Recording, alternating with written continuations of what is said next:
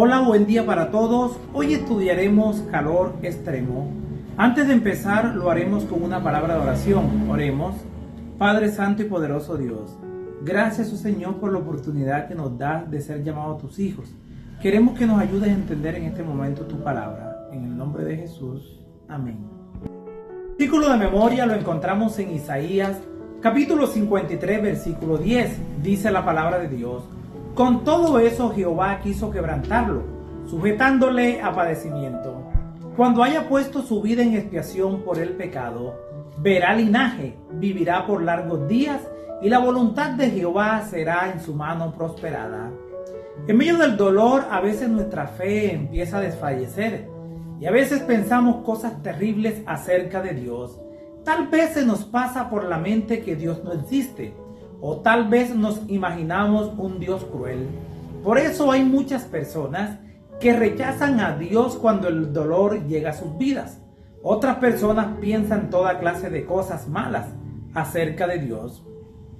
Por ello, Dios es demasiado sabio que arriesga su amor, aun cuando nosotros en medio del calor o el fuego de la prueba pensemos mal de Él. Dios siempre prueba a su pueblo en el crisol de la aflicción. Es en el crisol donde la escoria se separa del oro puro, del carácter cristiano. Jesús es nuestro orfebre y Él sabe qué se necesita para refinar nuestro carácter, para que nosotros podamos reflejar su amor. Es por medio de las pruebas estrictas que Dios disciplina a sus siervos. Por medio de esas dificultades Jesús mide nuestras debilidades y nos ayuda a depender de Él. Si somos llamados por Dios a soportar una prueba, aceptemos la cruz, bebamos la copa amarga, recordando que nuestro Padre va guiando. Miremos la vida de Abraham en el crisol. Leamos Génesis, capítulo 22, versículo 1 y 2. Dice la palabra de Dios: aconteció después de estas cosas que probó Dios a Abraham y le dijo: Abraham, y él respondió: heme aquí. Y dijo: toma ahora tu hijo, tu único Isaac, a quien amas, y vete a tierra de Moria, y ofrécelo allí en holocausto sobre uno de los montes que yo te diré. Sin ninguna explicación, Dios llama a Abraham para que ofrezca a su hijo en holocausto, al hijo que él ama, es decir, a Isaac. ¿Qué sentiría Abraham? ¿Te has puesto a pensar en Abraham? ¿Has pensado que un Dios santo pida sacrificar a tu propio hijo? Pero si Abraham sacrificaba a su hijo, no se cumplía la promesa. Dios planeó todo para hacer sentir una angustia profunda. Dios reservó a Abraham una prueba aflictiva cuando ya los años pesaban sobre él, es decir, en su edad adulta. Cuando Abraham pensaba que iba a descansar, le vino esta terrible prueba. La agonía de Abraham fue permitida para que comprendiera por su propia experiencia el sacrificio hecho por el Dios infinito en favor de la redención del hombre. Era solo una prueba. Dios nunca tuvo la intención que Abraham matara a su hijo. Dios obra de esa manera. A Dios no le importa el final, sino lo que aprendemos a medida que nos va cambiando en el proceso. Y Jesús lo dijo a Abraham: se gozó porque vio mi día. Abraham sabía que esta prueba venía de parte de Dios, porque él permanecía en relación con Dios y conocía su voz. Mantengamos comunión con Dios para escuchar su voz. El pueblo de Dios fue un pueblo rebelde. Lo vemos reflejado a través de la historia de Oseas y Gomer. La esposa de Oseas era infiel, tenía hijos con otros hombres, pero Dios le dice a Oseas que reciba a Gomer como su esposa y le muestra su amor. Esta historia relata la historia de Dios con el pueblo de Israel. Los israelitas eran fornicarios, se prostituían espiritualmente con otros dioses, pero Dios los amaba y quería mostrarles su amor. Leamos Oseas, capítulo 2, versículo 2 al 4. Dice la palabra de Dios: contended con vuestra madre, contended, porque ella no es mi mujer, ni yo su marido. Aparte pues sus fornicaciones de su rostro y sus adulterios de entre sus pechos, no sea que yo la despoje de desnuda, la ponga como el día en que nació, la haga como un desierto, la deje como tierra seca y la mate de sed. Ni tendré misericordia de sus hijos, porque son hijos de prostitución. En medio de la prueba, muchas veces podemos pensar que Dios no está obrando. Israel pasó por experiencias dolorosas. Posiblemente no reconocían que Dios estaba obrando para su salvación. Cuando en nuestros caminos aparecen las espinas, cuando nuestra vida no tiene sentido, cuando nos encontramos encerrados, cuando no hay para cubrir nuestras necesidades, cuando nuestra vida es una total vergüenza, ¿será que Dios está en medio de nosotros? Te quiero decir que Dios siempre está obrando para conducirnos al arrepentimiento, porque Él nos ama mucho. En definitiva, lo que quiere hacer Dios con las pruebas es que tú te logres salvar. Pero lo que pasa es que no nos gustan los métodos que Dios utiliza. Por eso no entendemos a Dios cuando Él obra. Entonces culpamos a Dios de lo que nos está pasando y lo hacemos ver como un Dios cruel y tirano. Pero Dios siempre está obrando porque hizo contigo un pacto de amor. Meditemos en el sufrimiento de Job. Leamos Job capítulo 1 versículo 8 en adelante.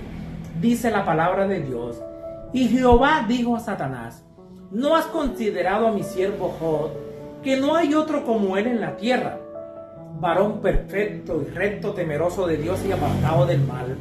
Respondiendo Satanás a Jehová, dijo: ¿acaso teme Job a Dios de balde? Dijo Jehová a Satanás: he aquí todo lo que tiene está en tu mano, solamente no pongas tu mano sobre él.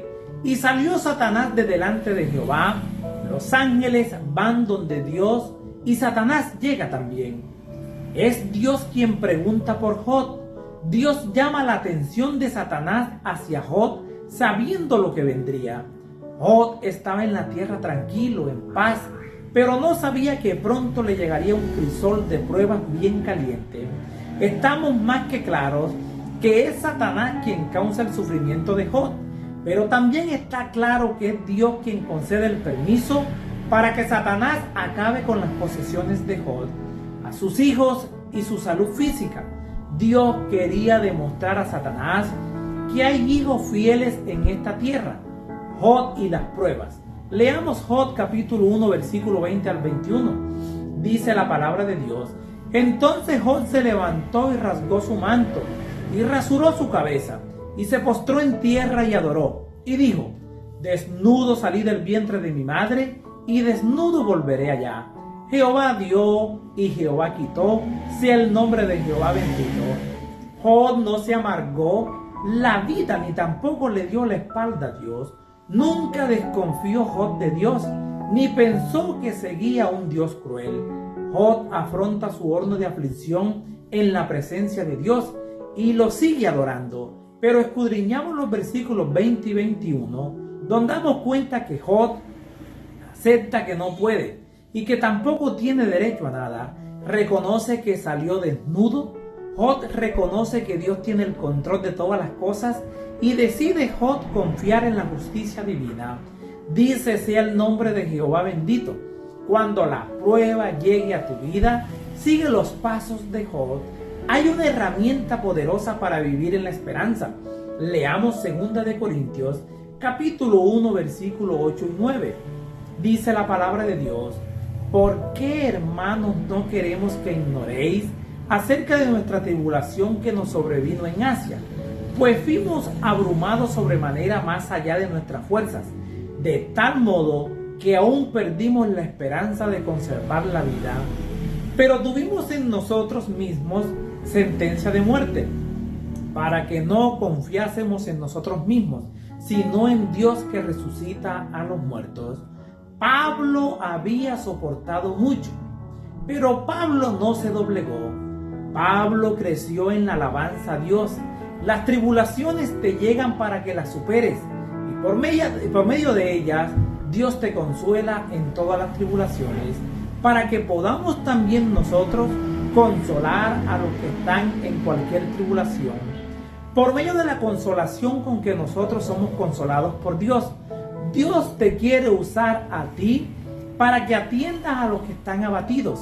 En otras palabras, Él te prepara a ti, te usa a ti con diferentes heridas para que puedas ofrecer aliento, compasión y el consuelo de Dios, pero ya teniendo experiencia. Las pruebas de Pablo no eran para sentir lástima por él. Es para que sepamos que cuando estamos en lo más hondo, cuando estamos en el calor más ardiente, Dios interviene para brindarnos su compasión y consuelo. No te desesperes ante la prueba que Dios nos está enseñando a depender de Él. Y la confianza es segura porque Dios resucita a los muertos. Lo único que debemos hacer es permanecer firmes en el Evangelio, porque Dios nos rescatará en el futuro. No debemos desviar nuestra atención de Dios y nunca, pero nunca descuidemos la oración. Cuando estudias todas estas aflicciones que le pasan a los hijos de Dios, podemos pensar muchas cosas de Dios, pero mientras vivamos en esta tierra de pecado, entenderemos solo un poco de por qué suceden todas estas cosas. En el cielo entenderemos mucho más, según 1 de Corintios capítulo 4 versículo 5.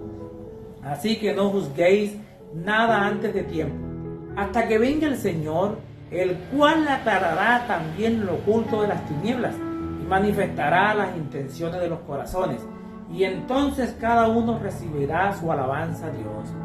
Por ahora confía que Dios tiene el control de todas las cosas, aunque en esta vida las cosas no parezcan tan buenas. Mientras seguimos aquí, pasaremos por el agua y por el fuego. Lo importante es que después de la prueba venga una nueva vida, llegue a tu corazón una transformación. Sería bueno no pasar por ninguno de esos peligros. Cuando llegue el peligro, medita en el Salmo 23, porque Dios, que es tu pastor, estará contigo. Porque ese calor de la prueba no te destruirá. Ese calor de la prueba destruirá solo el pecado. Las pruebas no son para que seamos miserables, sino para purificarnos. Pero en medio de esas pruebas, el cuidado de Dios es constante y tierno. Nunca nos dejará solos, a pesar de lo que suceda. Dios siempre llevará el control de tu vida. Les habló Flavio Martínez. Que la paz de Dios les acompañe en este día.